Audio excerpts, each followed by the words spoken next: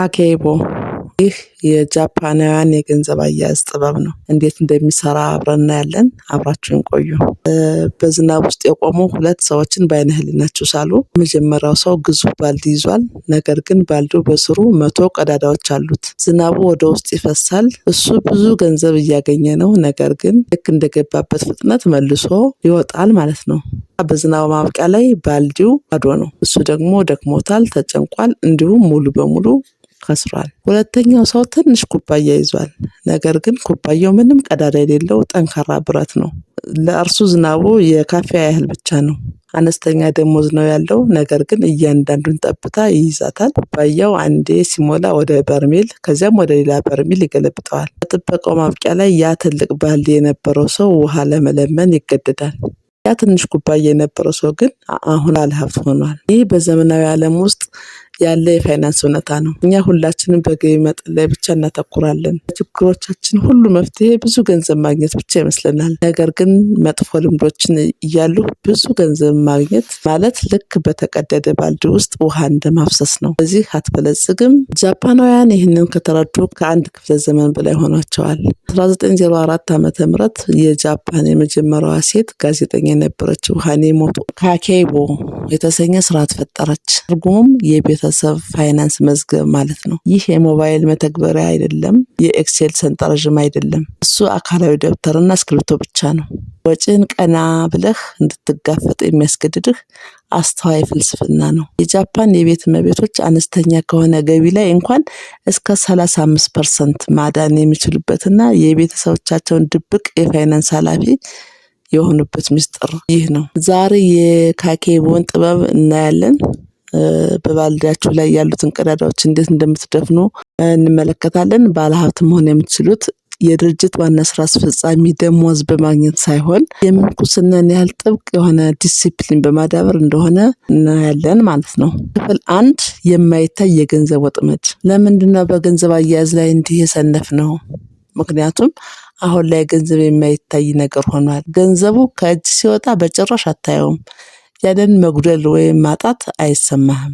ይህ ያለምንም ግጭት ወይም ህመም መግዛት ይባላል። ትላልቅ ኩባንያዎች የመግዛትን ህመም ለማስቀረት በቢሊዮን የሚቆጠር ዶላር ያወጣሉ። ጥሬ ገንዘብ ወይም ካሽ ሲከፍሉ ግን አእምሯችሁ ህመምን ይመዘግባል። ይህ የመክፈል ህመም በሚባል የታወቀ ስነ ልቦና ክስተት ነው። በካርድ ሲከፍሉ ግን ያ ህመም ይደነዝዛል።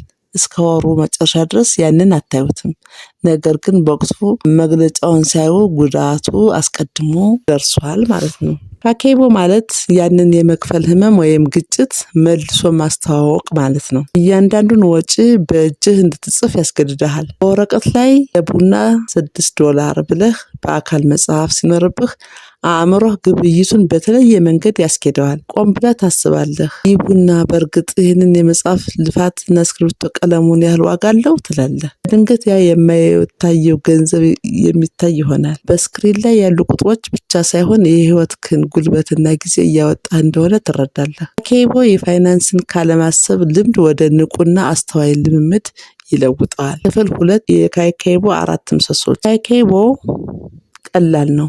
ኃይሉም ያለው እዚህ ነው። እሱ በ4 መሰረታዊ ጥያቄዎች ላይ ይመሰረታል። እያንዳንዱ ወር መጀመሪያ ላይ ቁጭ ብለህ ደብተርህን ትከፍታለህና የሚከተሉትን ትጽፋለህ። ምን ያህል ገንዘብ አለኝ ወይም ገቢ፣ ምን ያህል ማዳን እፈልጋለሁ ግብ፣ ምን ያህል የግድ ማውጣት አለብኝ ቋሚ ወጪዎች፣ እንዴት ማሻሻል እችላለሁ ቃል ኪዳን። አብዛኛዎቹ ሰዎች ይህንን የተገላቢጦሽ ነው የሚያደርጉት። መጀመሪያ ያወጣሉ፣ ከዚያም የተረፈውን ለማዳን ያስባሉ። ይህም አብዛኛውን ጊዜ ዜሮ ነው። የካኬቦ ዘዴ ግን ቀመሩን ይገለብጠዋል። ገቢ ሲቀነስ ቁጠባ እኩል ይሆናል የሚወጣ ገንዘብ። መጀመሪያ ለራስህ ትከፍላለህ። $3000 አግኝተህ $500 ማዳን ከፈለግ ያንን $500 ወዲያውኑ ታነሳዋለህ። አሁን መኖር ያለብህ በ$2500 ብቻ ነው። ይህ ሰው ሰራሽ እጥረትን ይፈጥራል። እጅህ ላይ ያለውን ገንዘብ አነስተኛ ሲሆን የበለጠ ፈጣሪ ትሆናለህ። ማባከን ግን ታቆማለህ። ከምኞት ይልቅ ለግድ ለሚያስፈልጉ ነገሮች ቅድሚያ ትሰጣለህ። የካኬቦ ተከታይ አንድን ነገር መግዛት መቻል አለመቻሉን ለማየት የባንክ ሂሳቡን አይመለከትም። ይልቁንም በበጀቱ ላይ የተመደበውን ዝርዝር ያያል። የባንክ ሂሳብ ውሸት ሊሆን ይችላል፣ ምክንያቱም የቤት ኪራይ ክፍያዎችንና የቁጠባ ገንዘብ በአንድ ላይ ስለሚይዝ። በጀት ግን እውነቱን ብቻ ይነግርሃል። ክፍል 3 4 የወጪ ባልዲዎች። የመጀመሪያው በካኬቦ ውስጥ እያንዳንዱን ወጪ ከ4 ባልዲዎች በአንዱ ውስጥ ትመድባለህ። ይህ ስለ ውስብስብ ሰንጠረዥ አይደለም፣ ስለ ወጪው ምንነት መረዳት ነው። የመጀመሪያው ባልዲ ለመኖር የሚያስፈልጉ የቤት ኪራይ፣ መገልገያዎች፣ መብራት፣ ውሃ፣ ትራንስፖርት፣ መድኃኒት፣ እነዚህ የማይደራደሩ ናቸው። ወደ ዜሮ ልታወርዳቸው አትችልም፣ ነገር ግን መቀነስ ወይም ማስተካከል ትችላለህ። ሁለተኛው ባልዲ አማራጭ ምኞቶች፣ በውጭ መብላት፣ መጠጦች እና ወዘተ የተለያዩ ነገሮች። እነዚህ መፍሰሻው ቀዳዳ ይህ ነው ወይም የሚሸነፈው እነዚህ ላይ ነው። ሶስተኛው ባህል ወይም የአእምሮ እድገት፣ መጽሐፍት፣ ሙዚየሞች፣ ኮርሶች፣ ፊልሞች። ካኬቦ ይህንን ያበረታታል። አእምሮህን ለማሳደግ ገንዘብ ማውጣት ኢንቨስትመንት እንጂ ብክነት አይደለም። ሆኖም ግን መመዝገብ አለበት። አራተኛው ባልዲ ያልተጠበቁ ሁኔታዎች ሲያጋጥሙ፣ ያልተጠበቁ ጥገናዎች፣ ስጦታዎች፣ የተሰበሩ እቃዎች፣ አስቀድመህ ያላቀድካቸው ነገሮች ሲሆኑ እነዚህ 4 ባልዲዎች አሉ። በየቀኑ ምሽት ለ3 ደቂቃ ያህል ትቀመጣለህ። ደረሰኞችን ትወስዳለህ። ከዚያም ወደ የባልዲዎቻቸው ትጽፋቸዋለህ። ዕለታዊ ስነ ስርዓት የስርዓቱ እምብርት ነው። ትዝታው ገና ትኩስ እያለ ምርጫዎችህን እንድትጋፈጥ ያደርግሃል። ትናንት ማታ ለመጠጥ $50 ካወጣህ ዛሬ ጠዋት መጻፍ አለብህ። ያ ቁጭት ይሰማሃል። ያ ቁጭት ዛሬ ማታ ደግመህ እንዳታደርገው ይከላከልልሃል። አብዛኛው ሰው የፋይናንስ ሁኔታውን ለማየት እስከ ወሩ መጨረሻ ድረስ ይጠብቃል። ይህ ግን አስከሬን እንደመመርመር ነው። በሽተኛው አስቀድሞ ሞቷል። ካኬቦ ግን ዕለታዊ ምርመራ ነው። በሽተኛውን በህይወት ያቆየዋል። ክፍል 4 የፖስታ ዘዴ። ለአማራጭ ምኞቶች ባልዲ ጃፓናውያን በጥሬ ገንዘብ ይጠቀማሉ። ለምሳሌ ለምግብ፣ ለመዝናኛ፣ ለግብይት። በወሩ መጀመሪያ ላይ ለመዝናኛ የተመደበውን ትክክለኛ መጠን ያወጣሉ። በፖስታ ውስጥም ያስቀምጡታል። ለምሳሌ ለመጠጥ ሲወጡ ከፖስታው ላይ ጥሬ ገንዘብ ይወስዳሉ። ፖስታው ሲጎድል ወይም ሲያልቅ መዝናኛው ያበቃል። እዚያ ላይ ተጨማሪ ብድር መውሰድ የለም። በክሬዲት ካርድ ላይ መጫን የለም።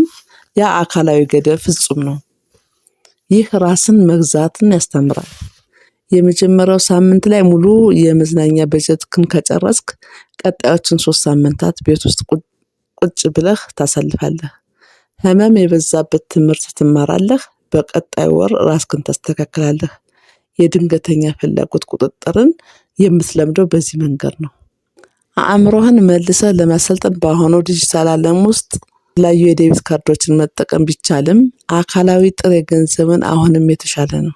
ገንዘቡ ቁልል እየቀነሰ ሲሄድ ማየት ጊዜው እያለቀ መሆኑን በአካል እንዲሰማህ ያደርጋል።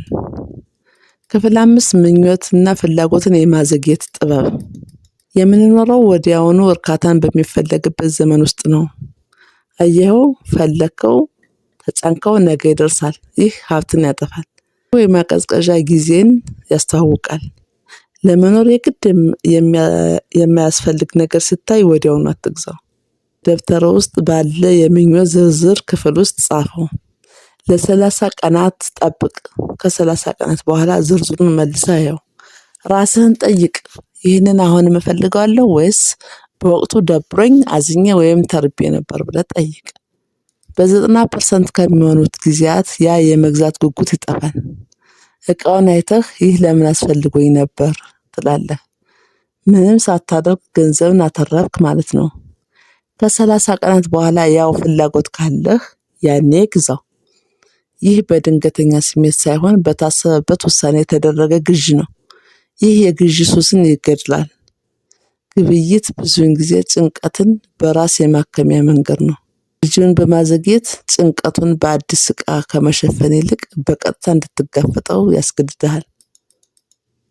ክፍል 6 ሞኖዙክሪ ለነገሮች ክብር መስጠት። ለምንድን ነው ይህን ያህል ብዙ ዕቃ የምንገዛው? ምክንያቱም ነገሮችን እንደ ጣል ነገር ስለምንቆጥራቸው ነው። ሞኖዙክሪ የተሰኘው የጃፓን ጽንሰ ሀሳብ ለቁሶችና ለዕደ ጥበብ ጥብቅ ክብር መስጠትን ያሳያል። እሱም ሞታይናይ ማለትም በብክነት ላይ ካለ ቁጭት ጋር የተያያዘ ነው። ካኬቦን ስትለማመድ አስቀድመህ ያለህን ነገር መውደድን ትማራለህ። አዲስ ጫማ ከመግዛትህ በፊት አሮጌውን ወልውለው። አዲስ ስልክ ከመግዛትህ በፊት አሮጌውን አጽደውና የማይጠቅሙ ፋይሎችን ሰርዝ። ንብረቶችን ከመንከባከብ እድሜያቸውን ታራዝማለህ፣ እንዲሁም ለአዲስ ነገር ያለን ጉጉት ትቀንሳለህ። ሸማቾች ኢኮኖሚ የሚመካው በአሁኑ ንብረት ላይ ባረካ ቁጥር ነው። ካኬቦ ግን ባለህ ነገር ላይ እርካታን እንድታገኝ ያስተምርሃል። ሸሚዝህን መጠገን በሸማችነት ላይ የተደረገ አመጽ ነው። ገንዘብህን ያድንልሃል፣ ነገር ግን ከሁሉም በላይ የገበያ ማዕከላትን ባሪያ ከመሆን ይልቅ የቁሳቁስ ዓለምህን ጌታ ያድርጋል። ክፍል 7 ወርሃዊ ግምገማ። ሃንሴይ ማለት ራስን መመርመር ወይም ማንጸባረቅ ማለት ነው። ቁጥሮችን ትመለከታለህ። ትክክለኛ ወጪህን ከበጀት ጋር ታወዳድራለህ። ከባድ ጥያቄዎችን ትጠይቃለህ። የት ላይ ነው የተሳሳትኩት? በምግብ ማዘዣ ላይ ለምን $200 አወጣሁ? ሰነፍ ነበርኩ ወይ ነበር? በሚቀጥለው ወር ይህንን እንዴት ማስተካከል እችላለሁ? ይህ ራስህን ስለመውቀስ አይደለም፣ ስለ መረጃ መሰባሰብ ነው። የራስህን ባህሪ እንደሚያጠና ሳይንቲስት ነህ። ምናልባት በስራ ቦታ ስትጨነቅ ገንዘብ እንደምታወጣ ትረዳለህ። እሺ፣ አሁን መነሻውን አውቀሃል። በሚቀጥለው ወር ስትጨነቅ $50 ምግብ ከማዘዝ ይልቅ እንደ በእግር መጓዝ ወይም ገላን መታጠብ ያሉ ነፃ አማራጮችን ትጠቀማለህ። ካኬቦ ቀጣይነት ያለው መሻሻል ወይም ካይዘን ግብረ መልስ ይፈጥራል። በየወሩ ብልህ እና ጥብቅ እየሆንክ ትመጣለህ። በመጨረሻ ምንም አይነት የመጉደል ስሜት ሳይሰማህ ከገቢህ 30%፣ 40% ወይም 50% የምታድንበት ደረጃ ላይ ትደርሳለህ። የደም መፍሰሱን አስቆምክ ማለት ነው። ክፍል 8 ሀብት ምጥጥን ነው እንጂ ቁጥር አይደለም። ባለጸጎች የሚያውቁት ምስጢር ይህ ነው። ሀብት ስለ ገቢ መጠን አይደለም፣ እሱ ስለ ልዩነቱ ነው። በምታገኘውና በምታወጣው መካከል ስላለው ልዩነት። አበበ የተባለ ሰው በአመት $200,000 የሚያገኝ ከሆነ እና እሱንም በአመት $200,000 ያወጣል። እሱ ዜሮ ሀብት አለው። እሱ በማያቆም መሽከርከሪያ ላይ ነው። ስራውን ካጣ በ30 ቀናት ውስጥ ይከስራል። ሌላው በቀለ የተባለ ሰው በአመት $50,000 ያገኛል፣ $30,000 ያወጣል። $20,000 ያድናል። እሱ ነፃነት አለው። በቀለ የተባለው ሰው ከአበበ ከተባለው ሰው የበለጠ ሀብታም ነው፣ ምክንያቱም በቀለ የራሱ ጊዜ ባለቤት ነው። ካኬቦ ትኩረት የሚያደርገው ያንን ልዩነት በማስፋት ላይ ነው። ገንዘብህን ሁልጊዜ መቆጣጠር አትችልም። የደሞዝ ጭማሪ ማግኘት ከባድ ሊሆን ይችላል፣ ነገር ግን ወጪህን ዛሬ መቆጣጠር ትችላለህ። ያንን ልዩነት ለመስፋት ነፃነትህን ትገዛለህ። የምታድጋት እያንዳንዷ ሳንቲም ለአንተ የሚሰራ ሰራተኛ ናት። $1,000 ስታድን የማውጣት አቅምህን እያጣህ አይደለም። ይልቁንም ኢንቨስት የሚያድጉ እና ወደፊት መስራት የማይኖርብህን ቀን የሚገዙልህን 1,000 ትናንሽ ሰራተኞችን እየቀጠርክ ነው። የካኬቦ ተከታይ ቁጠባን ልነካው የማልችለው ገንዘብ አድርጎ ሳይሆን የገዛሁት ነፃነት አድርጎ ይመለከተዋል። አጠቃላይና የ7 ቀን ፈተና። ህይወትህ መዝገብ ነው። ውስን ጊዜና ውስን ሀብት አለው። ታዲያ እንዴት እያወጣሁ ነው? በሚበላሹና በሚበሰብሱ እቃዎች ላይ ነው ወይስ በልምዶች፣ በነፃነትና በአእምሮ ሰላም ላይ? ካኬቦ ከበጀት መቆጣጠሪያ መሳሪያነት ባለፈ መስታወት ነው። ወጪን ስታይ እሴቶችን ታያለህ። ቤተሰብ ለእኔ አስፈላጊ ነው ብለህ ነገር ግን ለቤተሰብ $10 አውጥተህ ለጎልፍ ጨዋታ $500 ካወጣህ መዝገቡ ውሸታም መሆንህን ያረጋግጣል። ወጪን ከነፍስ ጋር አጣጥም። መፍሰሻዎቹን አቁም። ባልዲውን ድፈን። እስክርቢቶውን አንሳ። ወደ ሀብት የሚወስደውን መንገድ በሎተሪ ቲኬት አይጀመርም፣ በደብተር እንጂ። ያው ለአንተ የተሰጠ ተልእኮ። የ7 ቀናት የካኬቦ ፈተና። ለሚቀጥሉት 7 ቀናት መተግበሪያህን ብቻ አትፈትሽ። የምታወጣትን እያንዳንዷን ሳንቲም በእጅህ ጻፍ። ቡና $4፣ ነዳጅ $40 እያልክ በ7ኛው ቀን ማብቂያ ላይ ዝርዝሩን ነው። ምኞቶችን በደማቅ አስመርባቸውና ድምሩን አስላ። ምን ያህል ገንዘብ በከንቱ እያቃጠልክ እንደነበር ስታይ ትደነግጣለህ። ግንዛቤ ወደ ለውጥ የሚያደርስ የመጀመሪያው እርምጃ ነው። ስለዚህ ንገረኝ፣ ያላስፈላጊ ወጪ ሱስህ ምንድነው? የወር ቦርሳን የሚያደማው ያ ትንሽ ነገር ምንድነው? ለምሳሌ ዕለታዊ ውድ ቡና፣ በስልክ ጨዋታዎች ውስጥ የሚደረጉ ግዢዎች፣ ወይም በእግር መጓዝ ሲቻል ሁሌም በታክሲ መጓዝ። ይህንን ለራስህ እመን። ከዚያም የካኬቦን ቃል ኪዳን ቁረጥ። እኔ በገንዘቤ ላይ እገዛለሁ፣ እሱ በእኔ ላይ እንዲገዛ አልፈቅድም። ያንን ለራስህ እመን። ከዚያም የካኬቦን ቃል ኪዳን ቁረጥ። እኔ በገንዘቤ ላይ እገዛለሁ፣ እሱ በእኔ ላይ እንዲገዛ አልፈቅድም። አመሰግናለሁ።